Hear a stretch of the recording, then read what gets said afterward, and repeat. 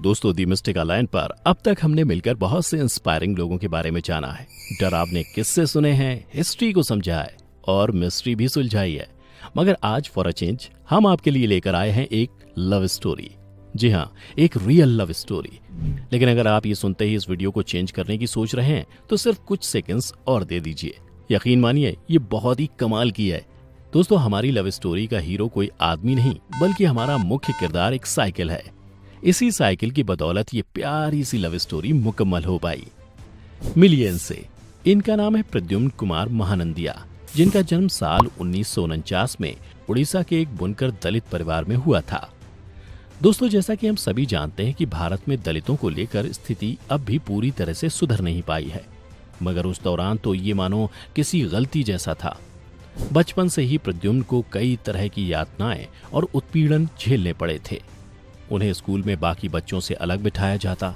इतना ही नहीं, समाज के ही कुछ शरारती तत्व उनके घर पर पत्थर फेंका करते।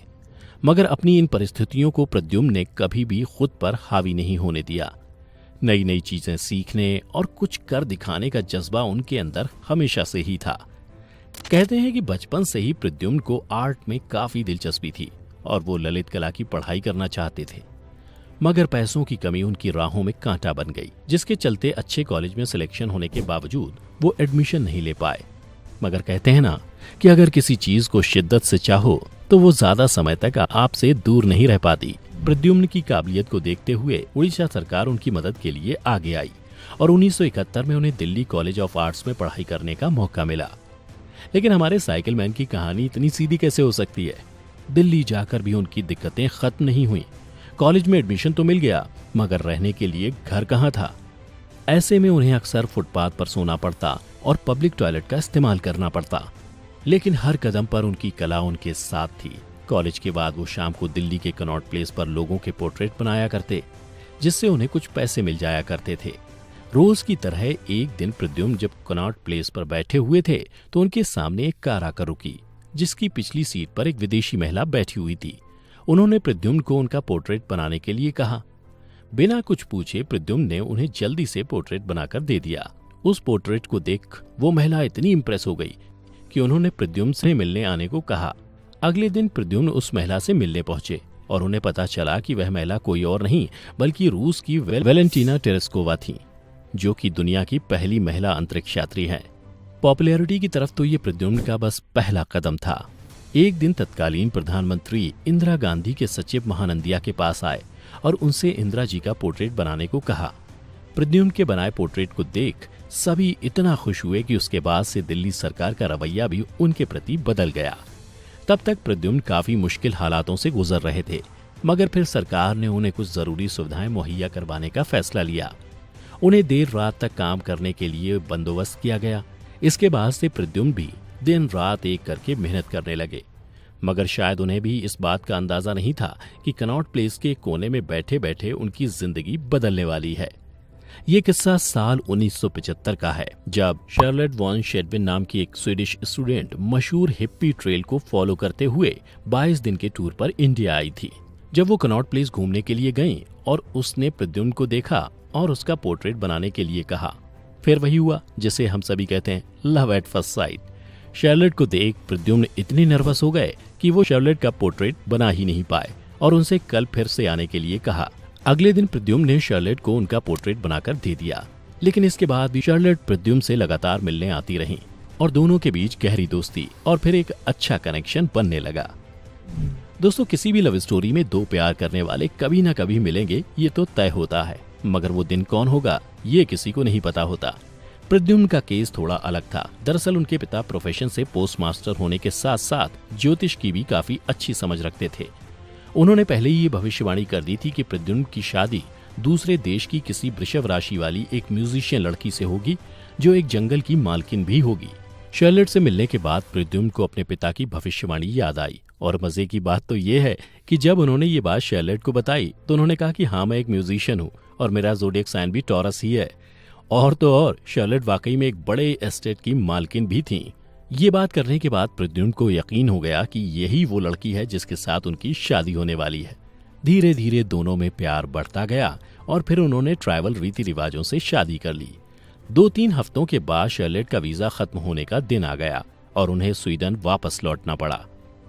दूसरी तरफ प्रद्युम्न ने यहीं रुककर अपने काम को आगे बढ़ाने का फैसला किया। करीब 1.5 साल तक वो अपनी पत्नी से अलग रहे।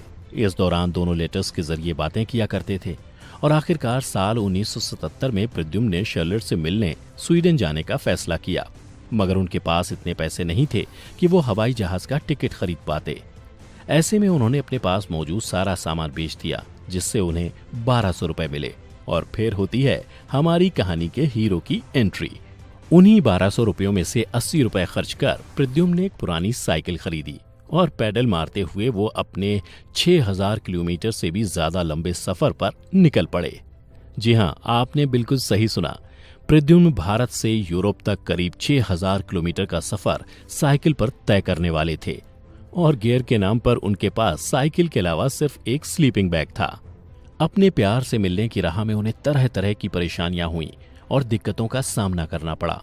रास्ते में वो कुछ लोगों के स्केच बनाते और उसके बदले में उनसे खाना और एक रात उनके घर में रुकने की मदद मांग लिया करते। कई रातें तो प्रद्युम्न ने अपने स्लीपिंग बैग में खुले आसमान के नीचे बिताई। फिर कुछ और रुपयों और कुछ अच्छे लोगों की मदद से प्रद्युम्न ईरान, तुर्की, अफगानिस्तान, बुल्गारिया, जर्मनी और ऑस्ट्रिया जैसे देशों से गुजरते हुए 5 महीनों के लंबे सफर के बाद आखिरकार स्वीडन की सीमा पर पहुंचे। लेकिन फिर शुरू होता है क्लाइमैक्स। इमिग्रेशन वीजा न होने के कारण प्रद्युम्न को बॉर्डर पर ही रोक दिया जाता है। अपनी शादी का सर्टिफिकेट दिखाने के बाद भी स्वीडिश अफसर उन्हें अंदर नहीं जाने देते, क्योंकि उन्हें इस बात पर यकीन नहीं हो रहा था कि साइकिल के जरिए कोई इंसान भारत से वहां कैसे पहुंच सकता है और ऐसे इंसान की शादी स्वीडन की एक अमीर लड़की से कैसे हो सकती है। शादी की तस्वीरों को देखने के बाद अफसरों ने शार्लेट से संपर्क किया और उन्हें कंफर्मेशन के बाद ही प्रद्युम्न को स्वीडिश सीमा में दाखिल होने की इजाजत दी गई। अपने पति के स्वीडन पहुंचने की बात को सुनकर शार्लेट खुद प्रद्युम्न को गोथेनबर्ग बॉर्डर पर रिसीव करने आई। आपको बता दें कि स्वीडन पहुंचने से पहले तक प्रद्युम्न को इस बात का जरा भी अंदाजा नहीं था कि उनकी शादी स्वीडन की एक रॉयल फैमिली से ताल्लुक रखने वाली लड़की से हुई है। शार्लेट का सच जानने के बाद उनके मन में कई सवाल खड़े हो रहे थे, लेकिन पत्नी से मुलाकात के बाद सब कुछ ठीक हो गया। फिर दोनों ने साल 1979 में स्वीडिश कानून के हिसाब से दोबारा शादी की। हालांकि प्रद्युम्न के लिए यूरोपियन कल्चर और लाइफस्टाइल बिल्कुल अलग था, लेकिन शार्लेट ने उनकी इसे समझने और इसमें ढलने में पूरी मदद की। दोस्तों, आपको जानकर खुशी होगी कि आज इन दोनों की शादी को 40 साल से भी ज्यादा का समय हो चुका है और इनके 2 बच्चे भी हैं। अब प्रद्युम्न स्वीडन के नागरिक हैं और वहां स्वीडिश सरकार के कला और संस्कृति विभाग के सलाहकार के रूप में काम करते हैं। दुनिया भर में उनकी पेंटिंग्स की प्रदर्शनी लगती रहती है। साथ ही प्रेस्टिजियस यूनिसेफ ग्रीटिंग कार्ड्स में भी उनकी पेंटिंग को जगह मिल चुकी है। दोनों पति पत्नी उड़ीसा आते रहते हैं और अपने गांव वालों से मिलते जुलते रहते हैं। 4 जनवरी 2012 को उन्हें उड़ीसा के भुवनेश्वर में उत्कल यूनिवर्सिटी ऑफ कल्चर के द्वारा ऑनररी डॉक्टरेट डिग्री से भी सम्मानित किया गया। इसके अलावा उन्हें उड़ीसा सरकार द्वारा स्वीडन में उड़िया कल्चर एम्बेसडर के रूप में भी चुना गया। उनकी ये कहानी इतनी खास है कि इस पर किताब तो पहले ही लिखी जा चुकी है। वहीं अब बहुत से फिल्म डायरेक्टर्स इस पर फिल्म बनाने की प्लानिंग भी कर रहे हैं। इस कहानी को तसल्ली से जानने के लिए आप भी पेर जे एंडरसन की किताब the amazing story of the man who cycle from India to Europe for love पढ़ सकते हैं।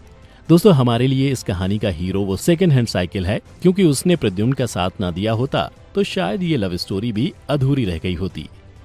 चलिए, ये तो हुई हमारी बात। अब आप कमेंट के जरिए हमें बताइए कि इस कमाल की लव स्टोरी का कौन सा पार्ट आपको पसंद आया, और अगर इस वीडियो ने आपको अपने प्यार की याद दिलाई हो तो इसे लाइक और शेयर जरूर करना। साथ ही इसी तरह की मजेदार वीडियोस देखते रहने के लिए द मिस्टिका लैंड को सब्सक्राइब करें और बेल आइकन पर क्लिक करें। हम जल्द लौटेंगे एक नए वीडियो के साथ। अब हमें दीजिए इजाजत। आपका बहुत बहुत शुक्रिया।